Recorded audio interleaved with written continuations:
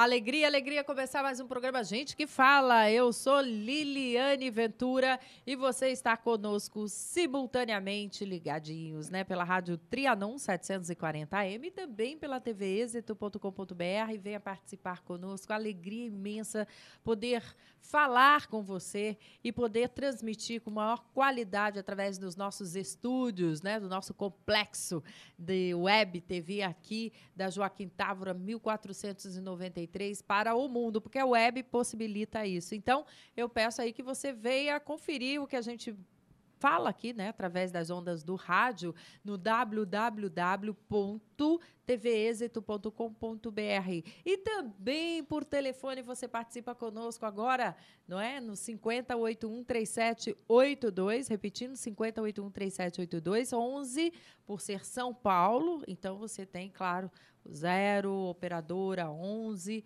50813782 e falar conosco. Ah, Liliane, eu não quero gastar interurbano, não tem problema nenhum, só passar e-mail, bom demais, né? Liliane@tvexito.com.br. Eu aguardo o seu chamadinho também, as suas considerações, suas críticas, elogios, não é? Sugestões para o nosso programa, que é sempre imperdível para a gente que realmente gosta de exercitar o cérebro. Fica uma hora aqui conosco, tá? Eu quero aqui cumprimentar, alegria em recebê-los, eles que sempre que podem participam conosco e ajuda bastante, quer ver só? O advogado empresário Misael Antônio de Souza. Boa tarde, tudo bem? Seja bem-vindo, Misael. Boa tarde, Liliana. É uma satisfação muito grande, mais uma vez atendendo o seu convite e a sua convocação. Né? Epa, que você é um soldado aqui que a gente espera sempre contar, viu? Estamos sempre de prontidão. Não diferente ele, engenheiro, empresário, presidente da Associação das Pequenas e Médias Empresas de Construção Civil do Estado de São Paulo, nosso querido Luiz Alberto de Araújo Costa. Como vai? Tudo bem? Tudo maravilhoso. Boa tarde. A construção civil continua ainda aquecida e hoje de indústria contribui bastante ainda para o não decréscimo da indústria, a indústria da construção civil. E estamos aqui para conversar sobre tudo. Muito bom. Olha, é a primeira vez que eu falo com ele, recebo aqui no programa Gente que Fala, mas eu vou saber, né, com o passar do tempo, se ele gostou ou não, se ele vai gostar de participar, se ele aceitar de novo o convite para estar conosco. Recebo com muito carinho o doutor Felipe Locke Cavalcante, gente, ele que é presidente da Associação Paulista do Ministério Público, é também procurador de Justiça, foi conselheiro do Conselho Nacional de Justiça. E, claro, que a gente enaltece quem merece. Quer ver só? Nas últimas eleições para Procurador-Geral de Justiça de São Paulo, ele só tirou o primeiro lugar. Alegria tê-lo aqui, viu, doutor Felipe? Olha, Liliane, uma honra para nós estarmos aqui, sobretudo representando todos os promotores e procuradores de justiça de São Paulo.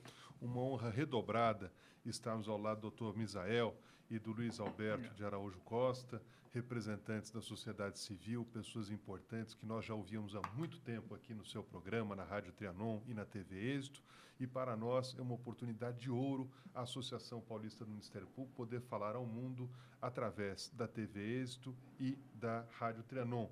E mais do que isso, ao seu lado, você que é uma apresentadora de sucesso. Obrigada. E que se comunica muito bem com o público, ou seja, nós poderemos trazer mensagem positiva dos promotores para o mundo. Muito obrigado. Graças a Deus, o senhor está em outra profissão, porque com essa voz bonita, com esse jeito de falar, né? Tão fácil, eu estaria fazendo o quê, Misael? Misael, faria o quê? Desempregado. Ele só Uma esquece, bela locução. só omitiu porque você, inclusive, o interrompeu, mas ele ia dizer ainda, além de tudo, maravilhosamente linda. É verdade. Muito obrigada. Superável, né? Sabe, doutor Felipe, que eu falo que quem tem amigos não precisa de psiquiatra. Não se trata disso, é verdade. Muito bem, olha, apresentada aqui a nossa mesa, eu quero convocar você a estar conosco também durante essa uma hora, porque são inúmeros assuntos que dizem respeito ao nosso dia a dia. Quer ver só? Em entrevista concedida ontem à TV Globo, né, o adolescente de 17 anos, HAM, deu sua versão sobre o disparo do sinalizador que vitimou o jovem boliviano Kevin Beltrán. O torcedor corintiano disse que vai se apresentar à vara da infância e da juventude. Afirmou que não sabia manusear o dispositivo, que se direcionou para a torcida do San José. O jovem negou que esteja protegendo membros da torcida organizada Gaviões da Fiel. Duas questões aí que eu quero aqui falar, primeiro como mulher, como mãe, né, do belo exemplo que aquela mãe ontem no Fantástico disse: se ele não tivesse apresentado, eu faria, eu levaria, o que mostra realmente uma consciência muito grande. Infelizmente, causado pelo filho dela, a morte desse rapaz, mas que, por outro lado, mostra também uma estrutura familiar que há pouco a gente tem visto aí no nosso meio, né, no nosso seio. E agora eu quero ouvir o comentário dos nossos queridos ilustres convidados e o seu aí de casa também. Adiantou alguma coisa aquela fala? Adiantou o que pode acontecer daqui para frente? Eu sei que o senhor tem conhecimento do fato, acho que à distância como todos nós, mas dá para arriscar algum palpite, doutor Felipe? Olha, naturalmente ele deve ser apresentado à Vara da Infância e Juventude, instaurar-se-á um processo, um procedimento para apurar esse ato infracional, porque, em sendo ele menor de 18 anos, ele não responde penalmente. Então, é meramente um ato infracional e isto será apurado aqui no Brasil. Poderá ser apurado concomitantemente na Bolívia, mas ele, por ser brasileiro, jamais será extraditado e muito menos sendo menor.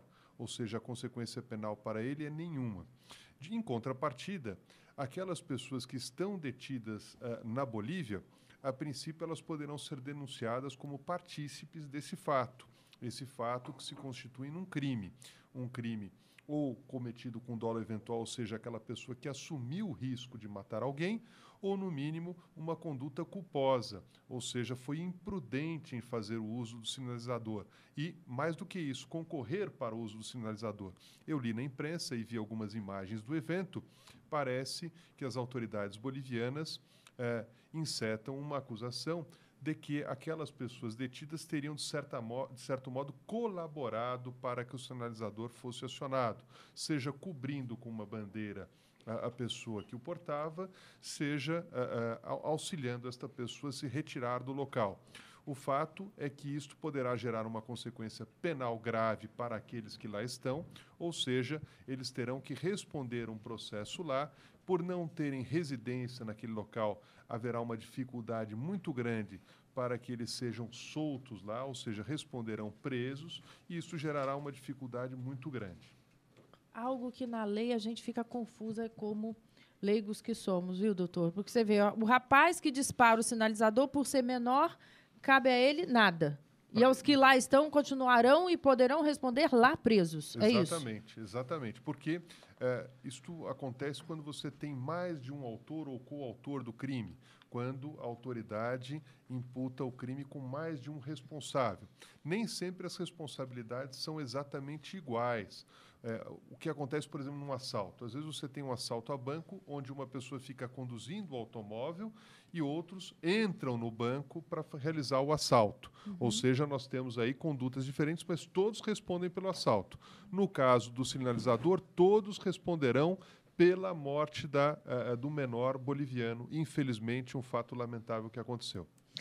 Muito bem, que olha, aí a gente vê a foto do menino, né? O menino que foi vitimado aí por você que está comigo pela TV Êxito, nos acompanhando. A gente tem as imagens e você vê conosco no www.tvexito.com.br. Deixa eu cumprimentar que está aqui conosco também honrando a nossa mesa, né? Um querido amigo, um parlamentar que a gente tem orgulho de dizer, né? Esse político com P maiúsculo, que é o deputado federal, presidente da Frente Parlamentar do Congresso Nacional em Defesa dos Animais, Ricardo Isaac. Como vai, deputado? Tudo bem? Tudo bom, Liliane? É um prazer estar com vocês. Alegria tê-lo aqui, viu? Prazer é meu.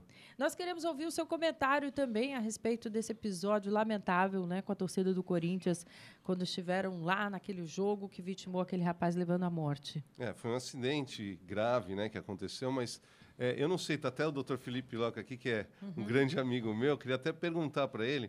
Nesse caso, o menor assumindo, eu perdi vocês falando aqui, mas o menor assumindo, os outros deixam de ter responsabilidade? Não. Continuam corresponsáveis. E aí, nesse caso, me parece que eles, segundo a explicação aqui do doutor Felipe, eles ficam detidos lá, sem, inclusive, a possibilidade, por não ter residência, de responder em liberdade, não é isso, doutor? É uma dificuldade muito grande a que eles respondem em liberdade, até porque as autoridades bolivianas sempre imaginarão que eles retornarão ao Brasil, então eles vão tentar que eles respondam presos, né? porque quando a gente ouve o menor assumindo, a imagem que eu tinha é que ele estava assumindo para poder liberar os outros, né? Que muitas vezes acontece isso aqui no Brasil, né? É uma prática comum, é verdade. Vamos Misael. apimentar um pouco esse comentário. Vamos lá, Misael. Se ele era menor, ou ele é menor, tem autorização dos pais para viajar, para deixar o país? E aí? Sem dúvida. Agora, temos lá retidos 12 ou 14 corintianos, não é isso? Isso. Por que só depois de 2, 3 dias do evento é que ele se identificou como sendo o autor do fato, né? Ou do ato? É estranho toda essa história. Por mais que a gente queira acreditar em Papai Noel, é meio difícil, né? Um menor de idade, 3 dias depois, ele se apresenta dizendo que foi ele. E os 12 que estão lá, será que concordam que realmente foi ele? Não, parece que soltaram, inclusive, vários sinalizadores, né? Foram soltados. Sim, a coisa está errada. O que vão fazer com torcedores em um estádio com sinalizadores e com fogos de artifício? Só tem um jeito de tudo isso acabar, é radicalizar. Não, infelizmente, a verdade está sendo pesquisada. Se a câmera, se houver várias câmeras e tal, e testemunhas, etc., é capaz até de se chegar a uma verdade final. Mas, passando essa página, não há possibilidade de acontecer, deixar de acontecer isso, não radicalizar. Por exemplo, o Corinthians ou o time qualquer, o time fulano de tal, aconteceu uma coisa dessa. Está fora do campeonato, perdeu, está para a segunda divisão. No Campeonato Brasileiro, a mesma coisa. Acontece uma coisa dessa, de vulto, se julga isso, não na justiça desportiva, que é aquela influência de não tem nada a ver com a justiça desportiva. Na hora que existe a agressão à pessoa física, a justiça desportiva não está ali para isso. Ela cede lugar à justiça comum. Deveria ceder. Então, tira esse time, ele vai para a segunda divisão. Campeonato estadual, a mesma coisa. Quando começar a acontecer isso, que é a maior crime que existe no mundo, é contra o bolso, né? A maior punição, então eu acho que eles começam a resolver esse problema, tá vendo? As torcidas vão se organizar melhor, vai ter um programa de educação da torcida e assim sucessivamente. O que a gente viu ali foi uma morte de um adolescente, né, que é um absurdo um troço desse.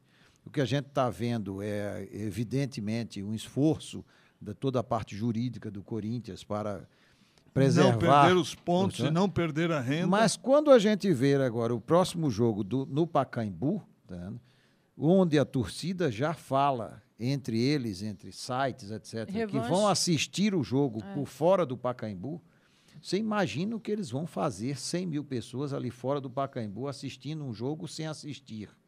Quer dizer, então, na verdade, amigo, isso está levando a um ponto que quando acontecer uma tragédia muito grande, aí sim vai acordar.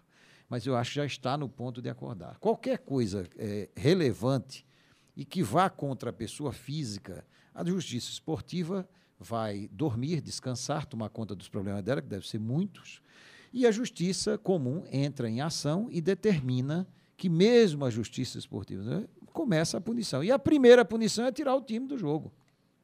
Não há possibilidade de um time desse jogar novamente, onde fatalmente a torcida vai assistir, e essa torcida pode fazer outra coisa de novo.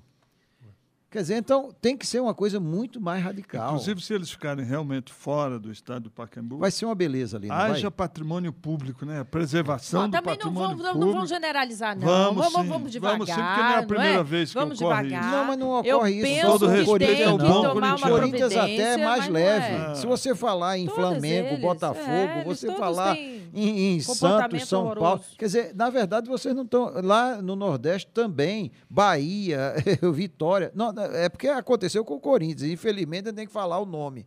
Mas o time A, B ou C, qualquer campeonato. O time da casa, ele também não é responsável pela organização do evento.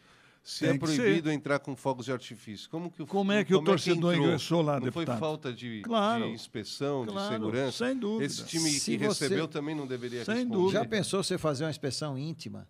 Quer dizer, você fazer uma inspeção onde o sujeito fica nu? Eu acho que não consegue entrar 100 mil pessoas. Eles enfiam esse troço na cueca de tal forma, entendeu? E enfiam esse troço nas calcinhas de tal forma que ninguém pega. Olha, deixa e eu te se falar. você for apalpar, Mas os você vai caras preso. têm 30 centímetros. 30 centímetros, vai enfiar isso, olha, pelo amor de Não, Deus, não não enfia. responda. Não. Olha o horário do programa, Não. senhores, por favor. Eles escondem isso Ah. na roupa íntima, principalmente das moças, onde o policial fica intimidado Eu fui de estar assistir um passando jogo a de mão futebol em São e Francisco. apalpando desse Fui jeito. assistir porque eu falei, eu quero ver se tem organização, se não tem.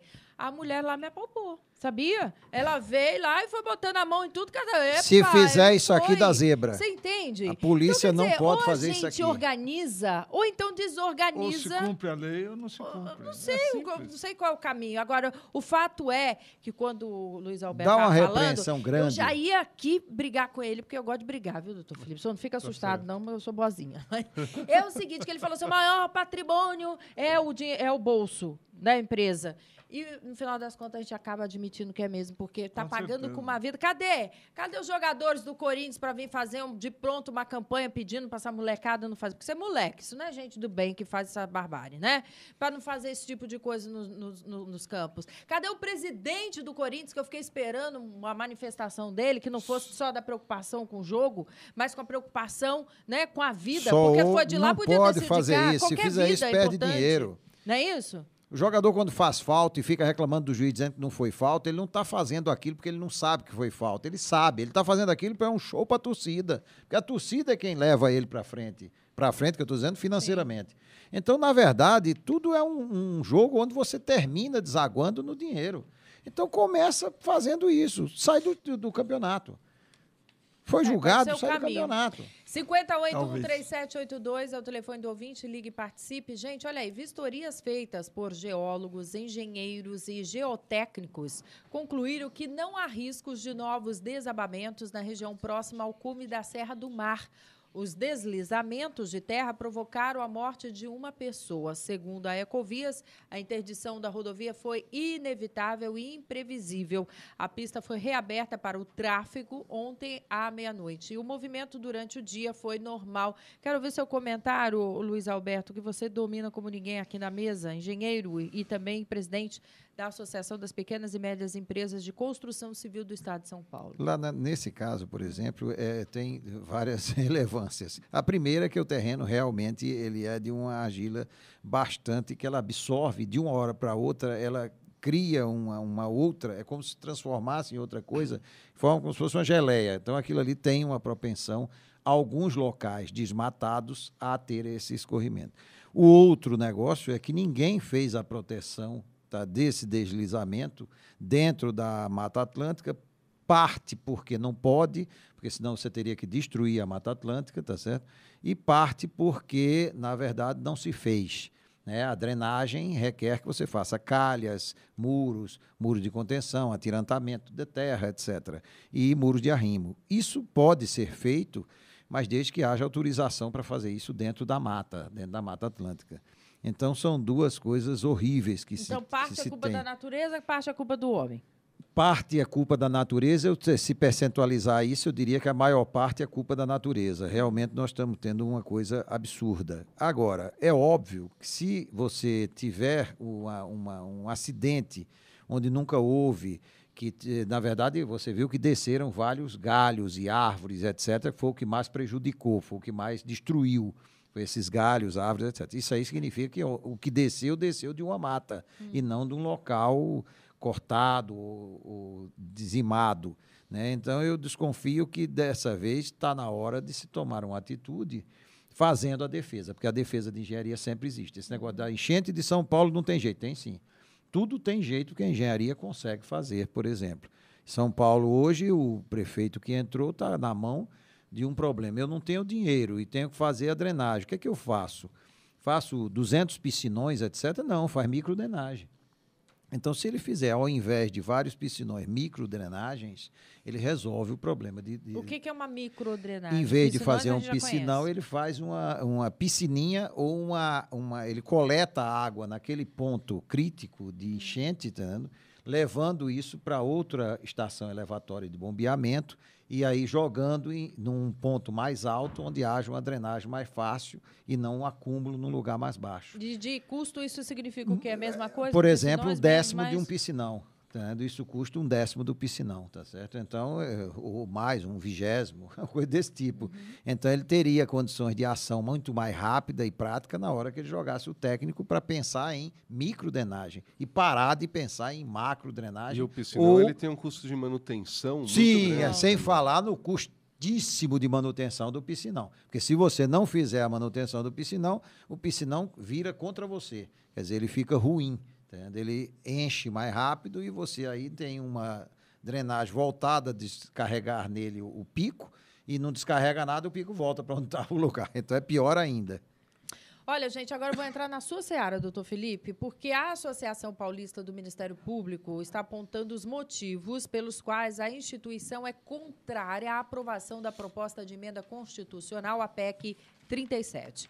A medida dá às polícias federal e estadual a atribuição exclusiva de investigação de crimes, impedindo o Ministério Público, a Receita Federal e o Tribunal de Contas, entre outros órgãos, de também participar. Eu gostaria que o senhor esclarecesse bem aí para a nossa população, porque por muitas vezes aqui aparecem perguntas nesse sentido. Quer dizer, quando que o Ministério Público pode atuar, quando ele não pode atuar, a sua hora e vez. Olha, Liliana, muito obrigado, Liliane. Eu acho que essa questão é fundamental, porque no Brasil falta investigação. Nós vemos aí que as polícias não investigam todos os crimes que acontecem, você tem inúmeros homicídios que não são investigados a contento, se o cidadão tem um furto na sua casa, um roubo, a polícia não dá conta. E o problema se agrava quando nós temos casos graves do colarinho branco, crimes complexos, que o Ministério Público acaba atuando também, acaba atuando em conjunto com a polícia para conseguir um resultado positivo. Foi assim no Mensalão, foi assim em vários crimes importantes. E, nesse momento, o Ministério Público passa a incomodar. Incomodar, sobretudo, aqueles políticos envoltos com ficha suja, etc., que não interessam que o Ministério Público investigue. E aí começa essa falsa discussão, não, a polícia tem a primazia da investigação, o Ministério Público não pode investigar. O Ministério Público não quer ser polícia, o Ministério Público é contra a impunidade. Vamos deixar claro aqui. Mas o sonho de todo bandido, falcatrua, assassino, ladrão, mau caráter é destruir. Ministério Público primeiro, imprensa segundo. Agora tem uns que divergem. Primeiro imprensa, depois Ministério Público. A dúvida é só quem eu destruo primeiro, para tirar do meu caminho, que esses caras são horríveis, tal de imprensa e Ministério Público. Eu não sei o que é isso. Tem que acabar com essa história de PEC, PUC, PAC, para querer destruir. Vamos combinar. A imprensa agora vai falar, mas primeiro passa por uma sessão de vistoria. Isso não existe, meu Deus. O povo tem que acordar disso. E, Luiz Alberto, é muito claro isso pelo seguinte: você tem o policial, por melhor que ele seja, ele começa a investigar. Se ele incomodar um mal político, ele é retirado daquela delegacia e mandado para a caixa prego. Absolutamente, sem dúvida. E o promotor não, porque o promotor é independente. Ele investiga até o fim. Mas eu só queria que colocasse também os engenheiros para investigar, os varredores de chão. O que é que tem a investigar, minha Nossa Senhora? Amanhã, é óbvio. Amanhã, por exemplo, se passar esta PEC, se o Instituto de Engenharia fizer um laudo, etc., e levar provas e documentos e o promotor oferecer uma denúncia, por exemplo, contra um prédio que cair, etc., vamos dizer, isso é nulo porque a polícia não investigou. O Mensalão. Não, mas essa parte da prova aqui, quem coletou foi o Ministério Público. Então é nulo isso aqui, solta os caras. A verdade Muitos é deles, políticos, viu? Político com P minúsculo. P minúsculo. Se é maiúsculo, eu já falei, viu? Mas olha, eu queria dizer aqui, Liliane, em primeiro lugar, que o nosso querido amigo Ricardo Izar é uma pessoa que está na luta conosco contra esse tipo de cerceamento ao Ministério Público e à imprensa. E aí dele que não lute, viu? Porque É verdade. senão eu vou reclamar, do nosso lado. senão eu vou reclamar para o meu amigo Nós antigo. temos trabalhado em parceria com o Ministério Público, Claro. já participado, inclusive agora nas reformas que vão ter no Código Penal, o doutor Felipe está me ajudando muito com algumas proposituras que a gente tem feito. E eu participei diretamente dessa comissão especial que foi criada para a PEC 37. Eu era membro da comissão. O que aconteceu lá, e inclusive muita gente falou, Ricardo Izar é contra o Ministério Público, mas o que aconteceu lá foi preparada uma PEC, né, que é o projeto em si, e depois foi feito um voto do relator. Esse voto do relator, ele diferia um pouquinho do projeto inicial. O Ministério Público não queria o voto, mas também não queria a PEC. Então, foi apresentado um voto em separado. Acontece que quando existem algumas coisas que acontecem dentro você tem que seguir o regimento interno. Então, quando você vota nominalmente quando você tem uma votação nominal, você só pode repetir essa votação nominal depois de 1 hora, que é um intervalo que você tem que ter.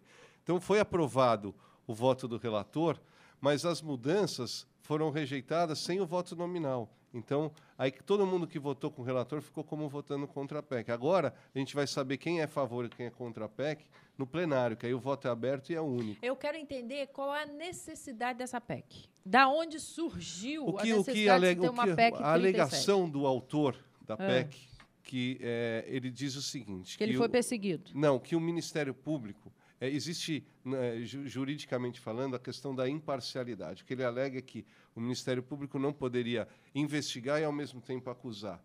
É isso que ele alega, né, doutor? É praticamente isso. Basicamente seria essa alegação, mas essa alegação é um sofisma. É uma alegação que não é verdadeira. Por quê? Porque toda investigação que a polícia faz é direcionada ao Ministério Público. Ou seja, um trabalho conjunto e a imparcialidade se exige do juiz, não do promotor. Porque o promotor é parte do processo. Claro. O que o pessoal da PEC diz é que eles querem que a polícia comande e o Ministério acompanhe, e não o contrário. Mas eu acho que dá para fazer os dois trabalhando juntos, os dois comandando a investigação. É lógico que tem coisas que o Ministério Público pode ver que a polícia não está vendo, e vice-versa. Então é importante a participação dos dois no processo de investigação. Agora, Ricardo, o que estarrece é o seguinte, há uma questão subreptícia nesse assunto todo. Na verdade, o que se não quer é que se investiguem as grandes falcatruas que aconteceram no Brasil. Essa é a verdade. Vamos deixar claro, o objetivo é o seguinte, vamos dificultar. Na hora que você fala em cerceamento da imprensa, em Ministério Público não podendo agir, você quer o quê? Você quer que ele não investigue, deixe na mão do policial, a gente tira o delegado que está funcionando, põe o que não funciona, a coisa não anda e acabou. Ou você nunca viu isso acontecer? Aqui em São Paulo mesmo, casos emblemáticos se tornando... O povo elegeu aí. Elegeu o último, né? O último coronel elegeu, já está lá vereador. Porque o povo responde também. O povo que acompanha entende como é que tem que fazer a coisa, a manobra, né? Tira ele, mas a gente coloca ele lá, né, como prestador de serviço à sociedade. E é fato que o doutor Felipe está falando. Então, quer dizer, essa coisa de censurar, e mais ainda, instituições aonde a gente pode contar, porque bandido tem em todo lugar, gente. Isso é bobagem. Jornalista, isso é chovendo molhado, né? Agora, não tem... A instituição não existe uma composta só por bandidos. Não é verdade? E olha, Liliane, o mais importante é o seguinte, enquanto o Ministério Público investigava o coitado, o sujeito da periferia, etc. e tal, ninguém está reclamando. Ninguém reclama, não tem problema nenhum. Eu cansei de coletar prova em caso de homicídios ocorridos na periferia, ninguém reclamou, o Supremo julgou, está tudo certo. Na hora que você investiga uma pessoa poderosa, aí toda a sorte de argumentos e todas as nulidades formais começam a surgir. Por quê? O problema não é esse. O problema é a pessoa que está sendo investigada, que, infelizmente, geralmente, é um contumaz, ladrão e malfeitor dos cofres públicos. A verdade é essa. Ao invés de punir o mal, né, promotor, o mal policial, o mal... Não. É a sociedade que é punida. A sociedade que recebe o ônus. Claro. É claro, a sociedade é que é punida. Por quê? Porque o Ministério Público, todos nós sabemos que apresenta um serviço à sociedade que não tem nem nada contrário. Irretocável. Doutor, Agora, se nós pudermos afastá-los do nosso caminho, é melhor. E hoje eu acho que para a sociedade, uma das instituições mais respeitadas ainda é o Ministério Público. Não tem Agora, Ministério Público e as Forças Armadas. Efetivamente, o que tem sido feito, qual tem sido o trabalho dos senhores para realmente reverter isso aqui, além de conscientizar você que está em casa, a gente que agradece a sua participação. Obrigado, Liliane. Porque é uma forma de alertar você, meu querido ouvinte, telespectador, as manobras, algumas que tentam, né, lá em cima, lá Felipe, em Brasília. Meus parabéns. Eu fico muito satisfeito de ter pessoas como você na sociedade. Defendendo nosso interesse, na verdade. Muito obrigado. Né? Meus parabéns. Eu estou gostando demais. Continue. Puxa, muito obrigado. Olha, e esse trabalho é um trabalho de toda a sociedade, porque o Ministério Público é o órgão que representa a sociedade e deve atuar em favor da sociedade. Nós estamos aqui indo em direção à sociedade através de programas como o seu, de audiência qualificada, e fazendo contatos com políticos como o Ricardo Izar, que são pessoas conscientes e querem o melhor para o país. E eu tenho certeza que nós vamos reverter isto, que não é novo, porque no passado já se tentou fazer. Quando um político cérebro, que dizia que não tinha dinheiro nenhum no exterior, descobriu que tinha uma fortuna lá, e ele tentou fazer isso, essa situação foi abortada. Vira e mexe, surge isso. São os interesses e interesses inconfessáveis é que estão por trás disso. Não é porque o Ministério Público trabalha e trabalha muito bem com a boa polícia. Não tem atrito nenhum, a verdade é esta. Agora, quando nós vamos e colocamos o dedo na ferida em situações que afligem a toda a sociedade, aí sim surgem essas... Mas o trabalho dos senhores tem sido o quê? De trabalhar junto aos políticos para conscientizar? Vamos nós, sociedade, vamos... Junto à sociedade, sobretudo junto à sociedade. Tem alguma assinatura que a gente pode fazer? A gente tem recebido muito e-mail, e-mail. E nós temos já, no próprio site da associação e no site do Ministério Público, já existem abaixo-assinados contra esta PEC, que é a PEC da impunidade. A verdade é essa. Ela só vai beneficiar o malfeitor, ou seja, vai gerar mais impunidade. Estamos nas redes sociais? Estamos nas redes sociais. Estamos. Então vamos nós todos aí, você coloca lá no nosso amigo, né, inseparável Google, coloca lá PEC 37, assinatura, e a gente encontra e pode fazer tanto no site do Ministério Público do Estado de São Paulo, no mp.sp.gov.br, quanto no site da Associação dos Promotores, que é o apmp.com.br. Muito bem, vamos fazer aí, gente.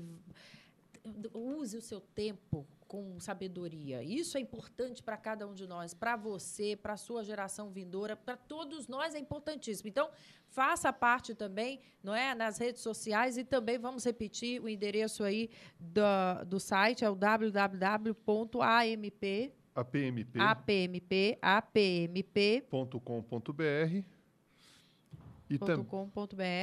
e também no www.mp.gov.sp.gov.br.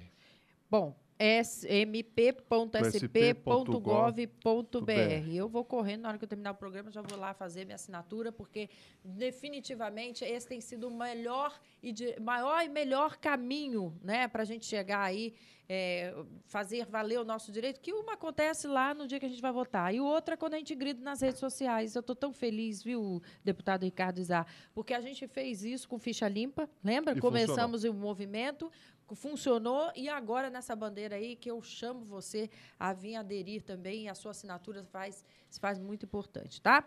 Olha aí, o direito à saúde e à qualidade de vida é uma reivindicação, né, de todos nós. A Frente Parlamentar do Congresso em Defesa dos Animais, composta por 212 deputados, tem como objetivo a representação em todos os estados, sempre com a participação da sociedade civil. Um trabalho árduo também, né, deputado Ricardo Izar?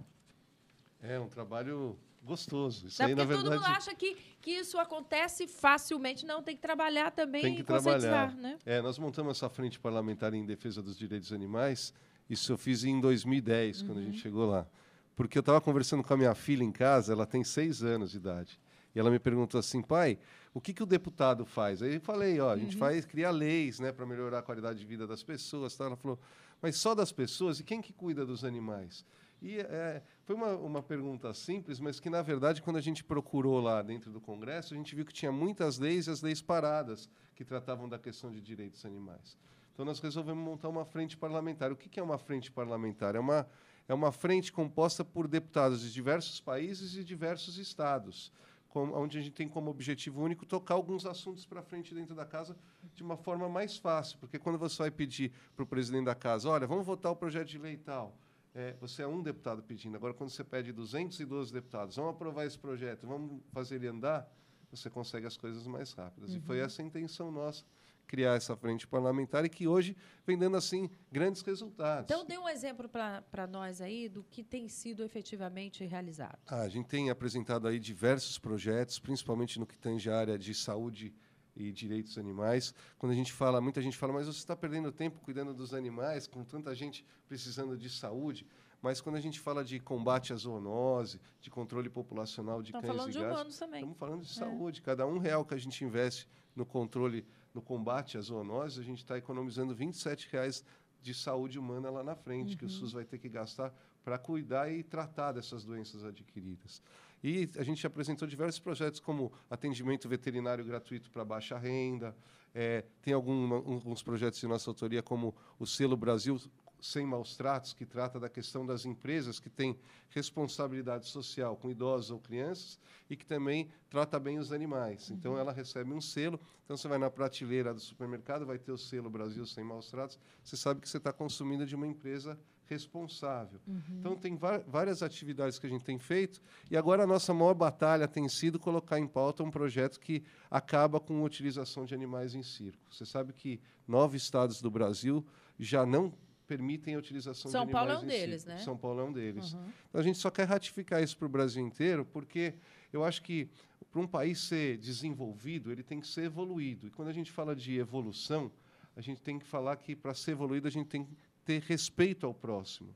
E o próximo, ele independe de raça, Claro. independe de sexo, independe de cor, independe de espécie. Então, eu acho que o respeito ao animal, nós também somos animais. E o animal, só que nós somos animais humanos. Agora eu vou tocar na ferida, quer ver só? Eu fico aqui pensando, a pessoa fala, eu vou defender o animal, é crueldade. Aí tem um passarinho preso dentro de casa.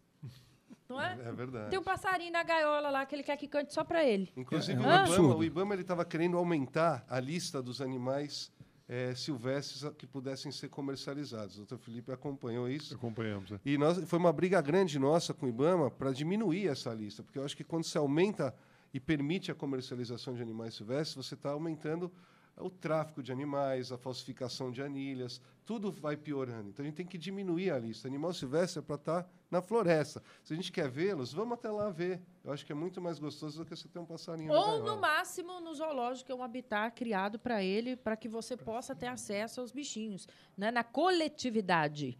Né? Porque eu também acho um absurdo você fazer um... Tem um empresário famoso aí, né? Amigo de alguns, que cria lá onça, aquelas coisas dentro de casa também, que é outra coisa, que é uma aberração, que a Não gente tem a imagina. menor condição, né? Não né? tem a menor condição. Mas, por falar em cuidados, eu volto aqui para o MP, porque isso aqui é um assunto que eu me apaixonei e eu peço aí a sua atenção mais uma vez. Porque agora nós vamos dar nome. Um projeto do deputado estadual Campos Machado, gente, limita o poder de atuação do Ministério Público nas ações civis públicas, sabe quem? Quem cuida da gente, né? Os deputados, os secretários de Estado. E aí, tem alguma chance disso passar? Pelo amor de Deus, nos dê notícia, doutor Felipe. Olha, esse é não bastasse a PEC da impunidade em Brasília, inventaram uma PEC local para dificultar ainda mais. Ou seja, nós temos assistido uma série de investigações importantes, não é? Que têm sido realizadas pelos promotores, e os promotores acabaram com um auxílio moradia disfarçado de auxílio moradia, porque na verdade era um salário extra sendo pago para os deputados estaduais aqui em São Paulo. Porque o auxílio moradia pode ser pago, tem trabalhadores que têm direito, aqueles sem casa, sem acesso, e é justo que tenham. O próprio Supremo Tribunal Federal paga auxílio moradia para os seus ministros que não têm onde morar. Então isso é justo, é correto, não se questiona. Agora, você fazer um auxílio moradia indistinto para qualquer um, que é um salário a mais, isso não pode, precisa de lei, e nós queremos que o Legislativo faça a lei corretamente.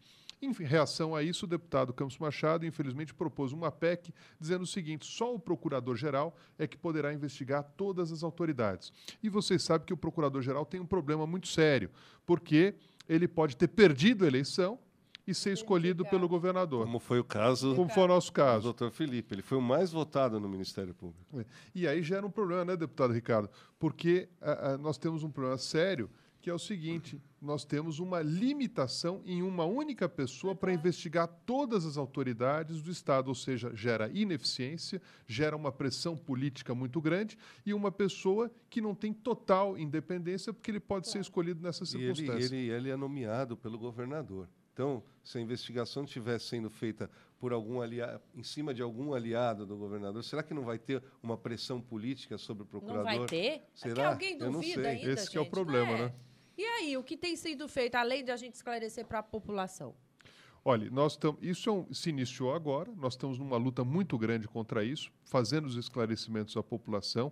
Vamos também lançar em breve, vou comunicar aqui no seu programa, se Deus quiser, já estou me convidando para voltar. Mas sinal que está gostando. É verdade, também nessa companhia qualificada, Muito né? obrigada. E no intuito da gente fazer também um movimento muito grande contra essa PEC e mostrar. E, ao mesmo tempo, eu queria agradecer ao deputado Ricardo Izar, porque ele tem sido um baluarte lá em Brasília na luta para acabar com esse sistema de escolha do procurador-geral, porque é uma PEC, essa sim, positiva, para que o procurador-geral eleito seja o procurador-geral de justiça. É verdade. Então, essa é uma luta que nós vamos prosseguir, porque aí acaba com esse tipo de problema, porque gera independência verdadeira do Ministério Público, como deve ser. Assim como é em Brasília também, né? Que tem indicação do presidente da República. Também. Isso tem que acabar. Inclusive, até no Supremo Tribunal, teria que ser por meritocracia, não por indicação. Não né? é? Eu também Se bem acho. que o Joaquim Barbosa, né, deu um exemplo ao país. Ainda que indicado por aqueles que ele tentava condenar, né, e mostrava as evidências, tentava condenar, não, né, com as evidências que lá tinha em provas, ele agiu de uma postura que é raro de se ver, não é verdade? E olha, ali no Supremo Tribunal Federal, os votos todos foram consistentes, acho que foram votos técnicos. Mesmo quem não votou a favor da condenação, votou de maneira técnica, e isso é louvável. Nós não devemos ser maniqueístas e apaixonados no assunto. Devemos verificar o seguinte, o resultado foi positivo e foi técnico. Mesmo quem votou contrariamente, num ponto ou no outro, votou tecnicamente. É isso que se exige. Eu acho que isso é uma garantia para a população. Mas na justiça a gente está exigindo também bom senso, porque parece que verdade. tem hora na justiça, né, fica ali meio... Eu estou falando como leiga mesmo, eu, doutor Felipe, porque eu acompanhei e conclamo todos aqui, sou uma apaixonada por política, acho que todos nós temos que ser, porque é o que rege o nosso dia a dia, e temos que ser apaixonados pelos políticos que prestam um verdadeiro serviço à nação. E aqueles que não, a gente tem que tirar, tem que mandar embora, já que eles não pedem para sair, viu? E eu acho que tem que ter uma participação maior da sociedade, viu, Liliane? A gente tem, por exemplo, no site da Câmara dos Deputados, todo mundo pode acessar, é www.câmara.gov.br. Lá, além de você acompanhar o trabalho de todos os deputados, tem uma área lá que você entra, acessa e vota qual é o projeto de maior interesse que você quer ver ser apreciado pela casa. Os mais votados, eles vão para a mão do presidente da casa e para os presidentes das comissões permanentes. E ele obedece à vontade dos mais votados e coloca em pauta. Então, é muito importante que as pessoas acessem e votem nos projetos.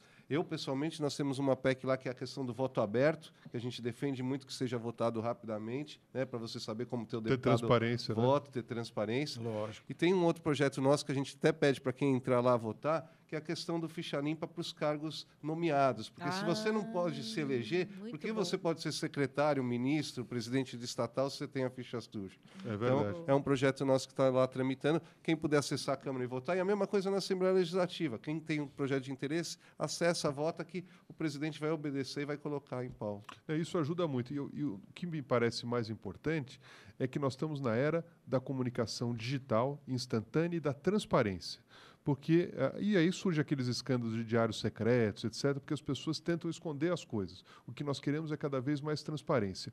E essas PECs, tanto essa PEC da Assembleia Legislativa quanto a PEC lá em Brasília, o objetivo é truncar as investigações, que elas apareçam menos, que elas fiquem escondidas, que elas não aconteçam e que a população não saiba. Nós estamos na mesma linha do deputado Ricardo Izar, no sentido de que tudo apareça. Quanto mais transparência, melhor. E quando nós estivemos lá em Brasília, no Conselho Nacional de Justiça, nós propugnamos por um judiciário transparente, porque o judiciário escondia as suas contas, não eram transparentes. Nós obrigamos que tudo fosse colocado no site, para saber como é que está sendo gasto o dinheiro do cidadão na administração da justiça.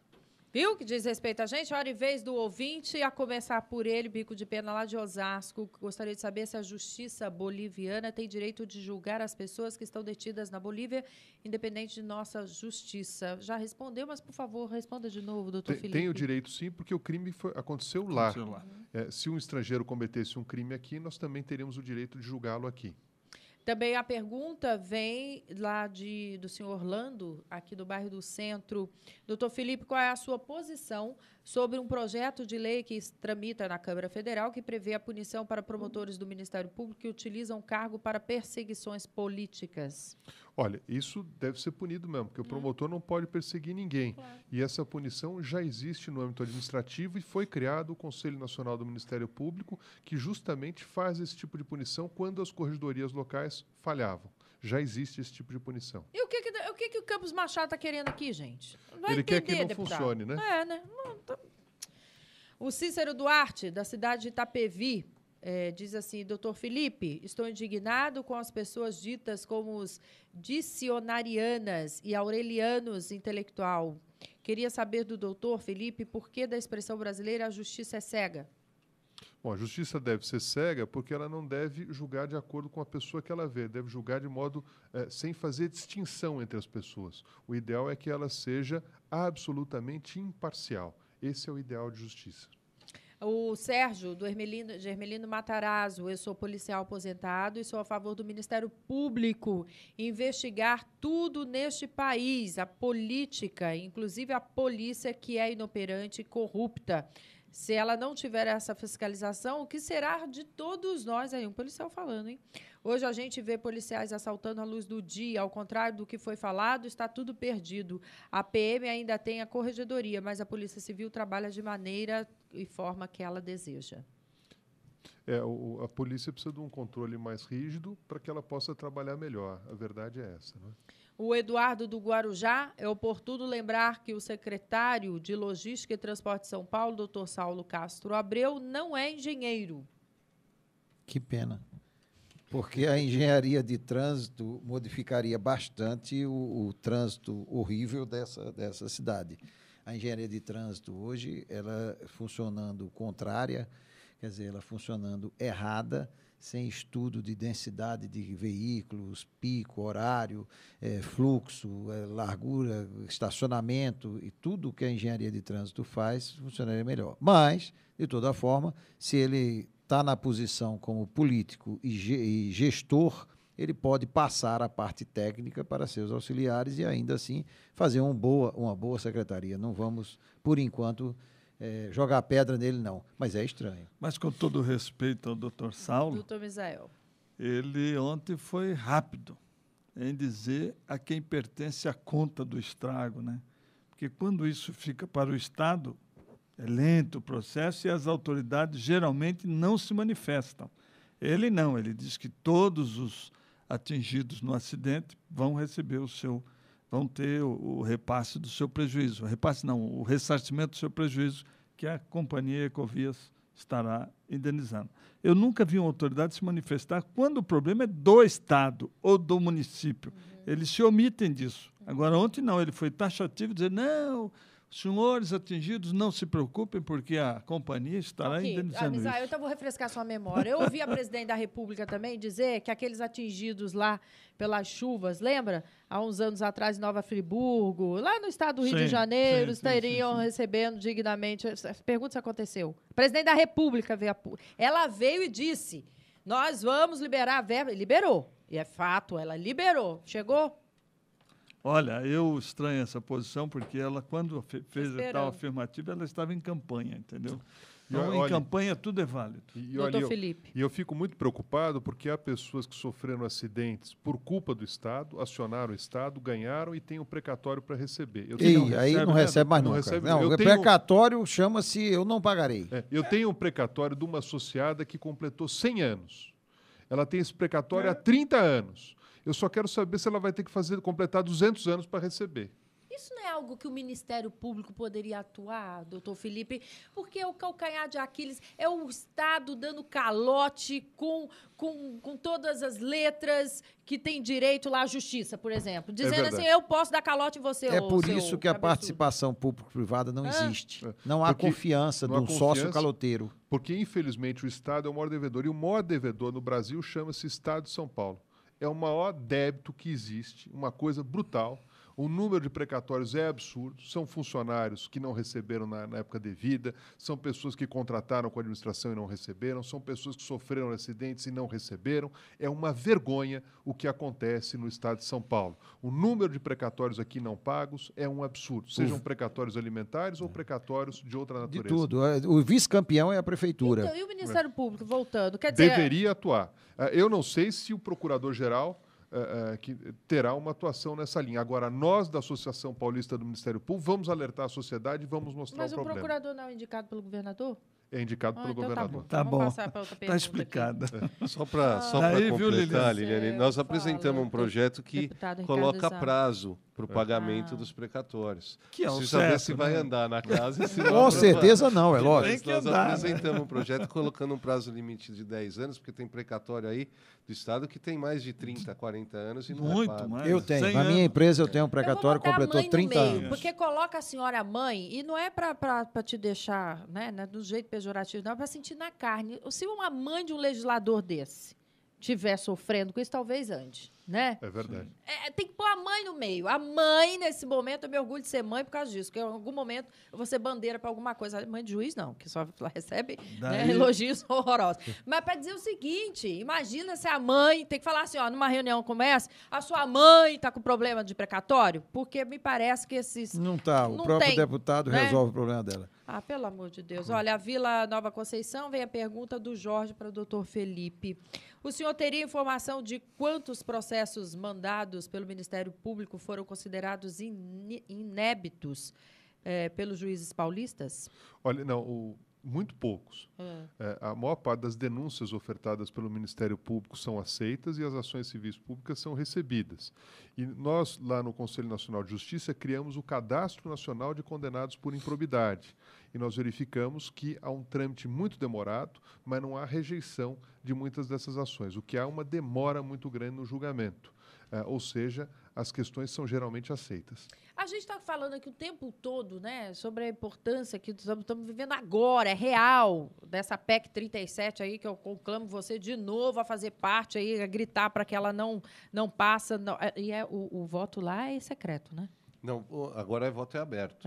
Agora, para plenário, voto aberto. Essa você vai você vai saber como cada deputado votou. É que a última vez o voto foi simbólico, então não teve pronunciamento individual de cada deputado, porque era comissão. E da última vez passou? Passou na comissão. Agora a comissão prepara o relatório e manda para o plenário para votar. Então, agora a votação vai ser em plenário. Primeiro que a gente não sabe nem se vai votar em plenário. Então, se vai ser pautado, né? Enquanto a gente conseguir segurar, é melhor. Então, aí não vai para votação. Mas então, se vamos for, nesse movimento vamos de... E será que até 2014 se apresenta em plenário, deputado? Eu não sei. Eu acho que porque Temos existe uma campanha, pressão né? muito grande para que seja apresentado, existe também uma pressão muito grande para que não seja Para apresentado. retê-la, claro. E tem projeto que está esperando para ir para plenário há 20 anos. 20 anos. Então, há outras prioridades. Há né? outras prioridades. Eu acredito que sim. Eu fico imaginando, sabe o quê? A pessoa esquece, do deputado Ricardo Isaac, que a pessoa está deputado, né? Ela não é. Se bem que teve gente aí que fez carreira política, não tem? Que a gente nem se orgulha, né? Tem. Outros que a gente gostaria de se orgulhar, mas tem alguns que não... Tem da sua terra lá. Tem Não lá tem a pro mínima seu dúvida. lado lá, né? Então, a gente tem uns que a gente não se orgulha. Então, eu fico imaginando o seguinte, eles legislam para quem, né? Para quem? É para Esse é o você, ponto. Misael? Para mim? Olha, nunca recebi nenhuma benesse dessa legislação. Né? A gente tem Tô que falar aguardando. um pouquinho das instituições da seu telefone está tocando, seu Luiz Alberto. Alguém que pensei- não está me eu dando pensei- audiência, hein? Eu Alguém pensei que não está me dando audiência, hein? Eu pensei que eu tinha desligado. Olha aí, já vi gente. que não sei fazer isso. O presidente da CNBB e arcebispo de Aparecida, Dom Raimundo Damasceno Assis, disse ontem, antes de embarcar para Roma, que a renúncia do Papa Bento XVI apresenta um gesto profético diante das divisões internas da Igreja Católica provocadas por carreirismo. Damasceno tem cardeais de sua preferência, mas só decidirá seu voto durante os encontros no Vaticano. Crise, a gente falou na política, né? nas ações morais. A gente está vivendo uma crise moral como um todo, né? Em todas as instituições, chegou até a igreja. Não é isso, o meu querido? O que Faça o lamentamos, seu O que comentário, lamentamos Misael. profundamente, e daí é que vem essa diversificação da igreja, né? Ou seja, hoje você tem evangélicos por todo o Brasil, exatamente porque o católico já não está mais acreditando. E também a maneira do católico agir está bem antiga, né? Retrógrada. Então tem que mudar um pouco, e eu acho que é procedente essas mudanças, e espero que o novo Papa venha contemplar os interesses dos católicos ainda militantes e praticantes. Deputado Ricardo Isaac, seu Eu comentário. concordo em parte com o Misael, porque eu acho que isso acontece em todos os segmentos, em todas as Sim. instituições, né? As crises acontecem em todos os lugares, né? Na política, na igreja, acontece na católica, acontece na evangélica. Na casa da gente? Na casa da gente. Eu acho que é normal. Eu acho que é uma fase que está passando, mas que esperamos que o próximo Papa consiga consertar isso. E não Pelo vejo menos essa renúncia conciliar, do né? Papa como, nossa, a igreja desabou. Não, eu acho que ele estava cansado, não conseguia cumprir os compromissos. Às vezes a gente fala, nossa, não estou dando conta do que eu estou fazendo. Imagina ele com a idade que ele tem. Então, eu acho até é que melhor para a igreja essa substituição, né? É melhor você trocar o velho por um novo do que deixar um velho cansado, né? Então, a substituição é necessária. Em todas as circunstâncias, não, que meu marido vai ficar comigo até que a morte separe, entendeu? Meu velho pelo novo, vamos fazer esse discurso diferente um bocadinho, porque senão atinge em casa, entendeu, doutor Felipe? Seu comentário. E olha, essa questão é uma questão do homem, é a evolução do homem. E a igreja, e todas as igrejas, aqui a católica, a ortodoxa, todas elas são compostas por homens, não é? E os homens, infelizmente, falham. E ao falhar, você tem problemas.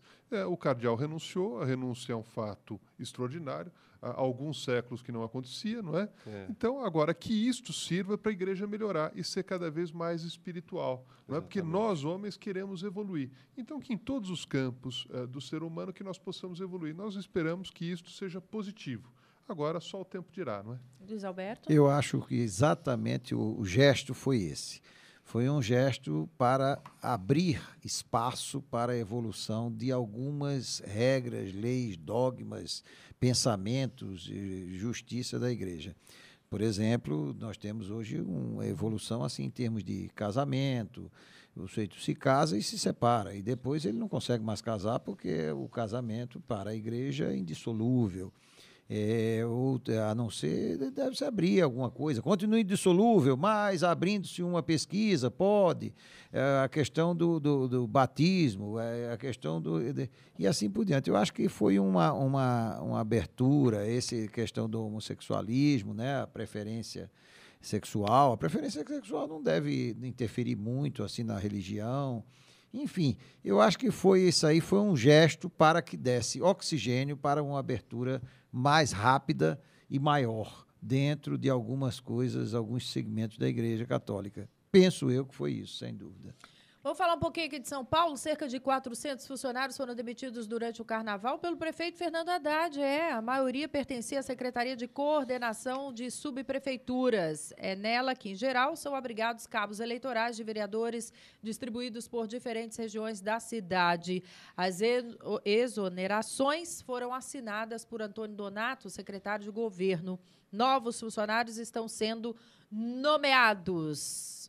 Eu acho que colocar para fora o funcionário que não é de carreira, né, de cargo de confiança, ou CLT, ou de algum tipo de contratação, é muito interessante, desde que se observe que, com a mudança de governo, esse funcionário ele foi notado que ele não se adapta à nova gestão, à forma de gerir a cidade como o novo prefeito vai fazê-lo, ou que ele não esteja ali cumprindo com a sua obrigação, que se é um cargo de confiança, ele está ali na confiança de quem o colocou, de que ele vai exercer aquele cargo o melhor possível, tecnicamente, honestamente e com todos o direito de trabalhar muito pela cidade. Agora, se essa demissão foi porque só pelo fato de ter mudado o prefeito errou, né? E se essa demissão prejudicou ou colocou para fora um bom funcionário, um bom trabalhador, um sujeito honesto e capaz só porque ele não era um funcionário de carreira, eu acho que o prefeito errou. Não, rezemos que essas demissões tenham sido por mérito ou por demérito e nunca por mudança de governo. Ricardo Zá, deputado? Foi por mudança de governo. Eu acho que não tem uma explicação. Isso a gente sabe, acontece todo governo novo que entra. Existem os cargos que são os cargos concursados, e existem aqueles cargos que são os cargos de confiança, que entra o pessoal que ajudou a eleger aquele prefeito, claro, que vai ocupar esses espaços. Isso existe. O que a gente tinha que fazer era mudar. A gente devia aumentar a quantidade de número de cargos concursados e diminuir os cargos de confiança. Isso para a prefeitura funcionar melhor. Mas não é assim que é hoje, e isso daí está na cara que é. E o próximo prefeito que entrar vai mudar e vai colocar o seu pessoal e vai continuar sempre. Mas a gente vai falar e, com certeza, em vez de 400, talvez sejam 300, e aí só vão realmente os inúteis. Acabou, lamentavelmente, mas eu quero aqui agradecer muitíssimo a participação dele, que pela primeira de muitas vezes, esperamos, né, esteja aqui conosco, presidente da Associação Paulista do Ministério Público, doutor Felipe Locke Cavalcante. Muito obrigada. Eu que agradeço, Liliane, uma honra estar junto com você, com o seu público qualificado e com companheiros de bancada tão ilustres. Muito obrigado. Obrigada. Obrigada. Meu querido Misael Antônio de Souza, um abraço. Eu é que te agradeço pelo convite. Sempre que me chamarem, aqui estarei, viu, Zé? Luiz Alberto Araújo Costa. Eu já sou viciado, eu tenho que vir, eu tenho que ser convidado. Deputado Ricardo Izar, um abraço. Obrigado, um abraço. Adoro estar aqui com você. Obrigada. Lembrando que Gente que Fala tem a direção geral do jornalista Fausto Camunha, diretora de produção Zenilda Salvato, redação Raiala Brandão, som Cléo Rodrigues, na técnica Renato Borges, Douglas Dantas e Benê. Eu te espero, hein? Amanhã tem muito mais. Um beijo a todos e até lá.